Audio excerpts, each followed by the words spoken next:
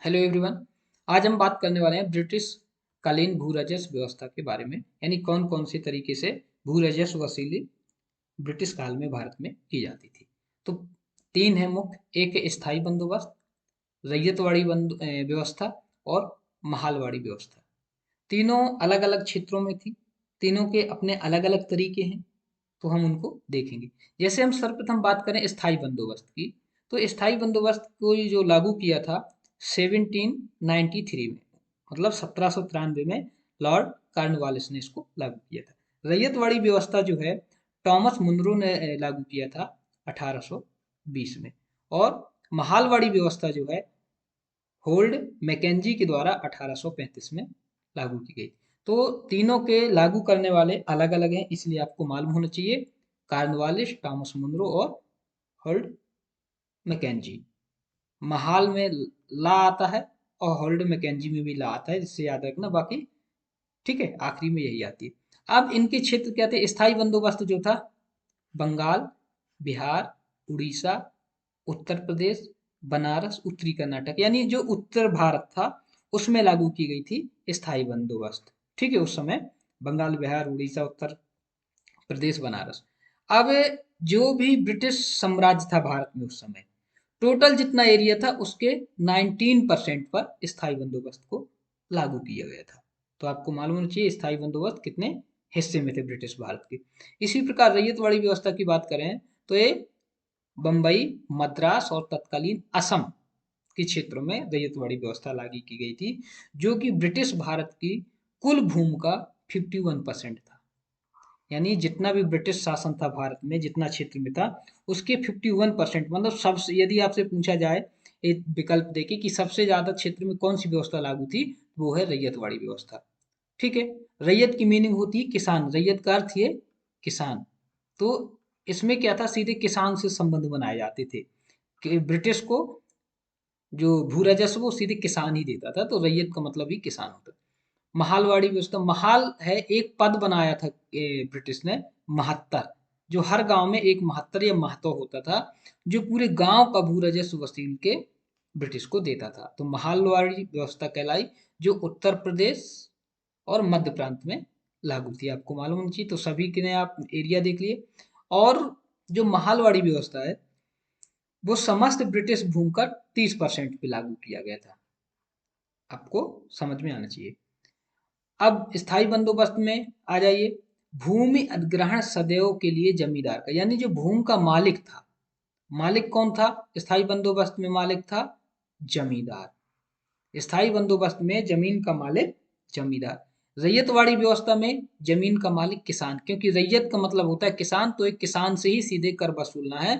तो रैयतवाड़ी व्यवस्था में जमीन का मालिक किसान।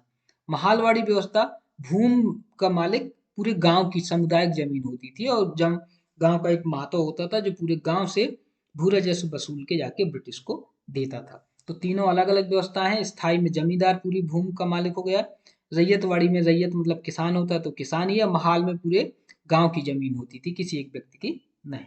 तो ये तीनों के तरीके अलग हैं, तीनों का क्षेत्र अलग है और तीनों का लागू करने वाला अलग है। और अभी आप देखोगे तीनों में अलग अलग परसेंटेज से भी वसूली होगी। अब आप देखिए, जो स्थायी बंदोबस्त है वो ब्रिटिश सरकार को राजस्व देने की जिम्मेदारी जमींदार को होती थी। यानी जमींदार क्या करेगा? गांव वालों से, किसान से जमींदार लेगा। ठीक है, यानी किसान, किसान से जमींदार और जमींदार से ब्रिटिश के पास जाता था। ये तरीका था स्थायी बंदोबस्त में। अब आप देखोगे रैयतवाड़ी बंदोबस्त में क्या था? ब्रिटिश सरकार को राजस्व देने की जिम्मेदारी सीधी किसान, सीधे किसान से। जो ब्रिटिश सरकार है वो अब सीधे किसान से जुड़ गई, सीधे किसान से लेने लगे रैयतवाड़ी व्यवस्था में। अब आ जाओ महालवाड़ी। महाल का मतलब क्या है? ब्रिटिश सरकार को राजस्व देने की जिम्मेदारी समस्त गांव के मुखिया, गांव का एक मुखिया बना दिया, जिसका नाम, जिसको महत्तर या महाल कहा गया, और महाल पूरे गांव से वसूल के खजाने में जमा करता था, तो इसको महालवाड़ी व्यवस्था कहा गया। तो तीनों का तरीका अलग है, एक में जमींदार देगा, एक में सीधे किसान देगा, एक में गांव का महतो या महत्तर या महाल देगा। यदि अब कर की दर की बात करें तो कर की दर 10/11 ब्रिटिश कोष में और 1/11 जमीन, यानी जितना भी वसूली होगी स्थाई बंदोबस्त में, ये स्थाई बंदोबस्त है, जितनी भी वसूली हुई उसका 10/11 हिस्सा ब्रिटिश के खजाने में जाएगा, 10/11 हिस्सा।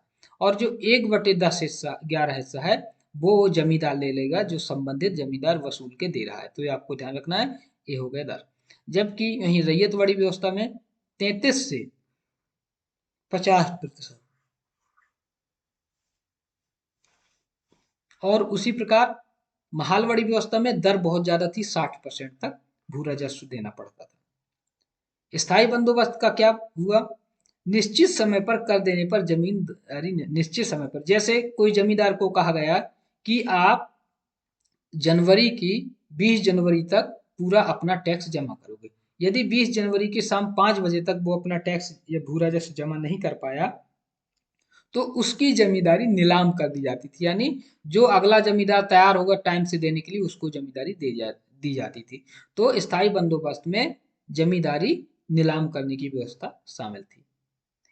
एक और चीज याद रख लीजिए, रैयतवाड़ी को सर्वप्रथम इसको कर्नल रीड के प्रयासों से लागू किया गया था। तो एक कभी पूछा जाए तो आपको पता हो कि कर्नल रीड के प्रयासों से रैयतवाड़ी व्यवस्था लागू की गई थी। और महालवाड़ी से बागानी कृषि को बढ़ावा दिया गया। क्यों? क्योंकि जमीन में अधिकार किसका हो गया, समुदाय का, गांव का।